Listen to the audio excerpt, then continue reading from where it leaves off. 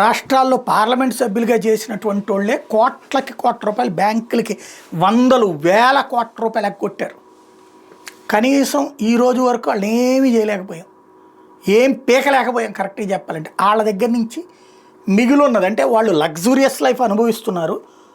మిగిలిన్నది ఒక 1000 కోట్లు అంటే ఓ 300 కోట్లు 400 కోట్ల ఫ్యాక్టరీ ఆస్తులను సీజ్ చేసుకుని చదువుకోవాల్సి వచ్చింది.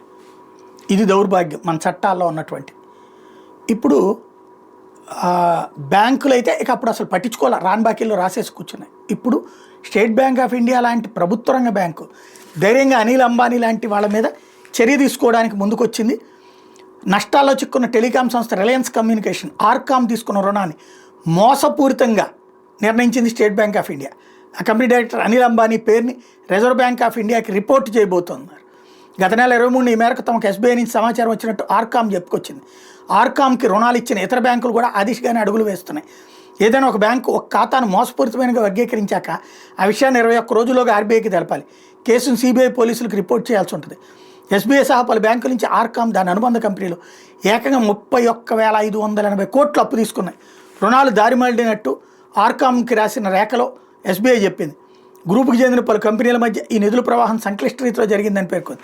తాము పంపిన షోకాజ్ కంపెనీ నుంచి వచ్చిన స్పందనలు పరిశీలిస్తే రుణ నిబంధనలు ఆ కంపెనీ పాటించలేదని తేలిందని వివరించింది. దీంతో ఆర్కామ్ ఖాతాను బ్యాంకుకి చెందిన ఫ్రాడ్ ఐడెంటిఫికేషన్ కమిటీ ఫ్రాడ్గా వర్గీకరించింది, అంటే మోసంగా. రుణ ఖాతా వర్గీకరణ అనంతరం ప్రమోటర్ డైరెక్టర్ పూర్తిగా డైరెక్టర్లకి ఆర్బీఐ నిబంధనలు వర్తిస్తాయి. రుణాల ఎగవేతతో పాటు ఖాతాలో మోసానికి పాల్పడినందుకు బ్యాంకులు ఇతర ఆర్థిక సంస్థల నుంచి రుణాలు తీసుకోకుండా వీళ్ళ మీద 5 ఏళ్ల పాటు బ్యాన్ విధిస్తారు. గడువు తర్వాతే కొత్త రుణాలు ఇవ్వాలా వద్దా అన్న నిర్ణయం తీసుకుంటారు. మోసపూరిత ఖాతాల పునర్నిర్మాణానికి లేదా అదనపు రుణాల జారీ మీద అప్పుడే నిర్ణయం ఉంటుంది. ఆర్కామ్ రుణాల ఖాతాలు మోసపూరితమైన వర్గీకరించడాన్ని వ్యతిరేకిస్తూ అనిల్ అంబానీ న్యాయవాదులు ఎస్బీఐకి లేఖ రాశారు. ఆర్బీఐ మార్గదర్శకాలు వివిధ కోర్టు ఆదేశాలను ఉల్లంఘించేందుకు ఎస్బీఐ నిర్ణయం ఉందని జూలై 2 నాటి లేఖలో చెప్పుకొచ్చారు.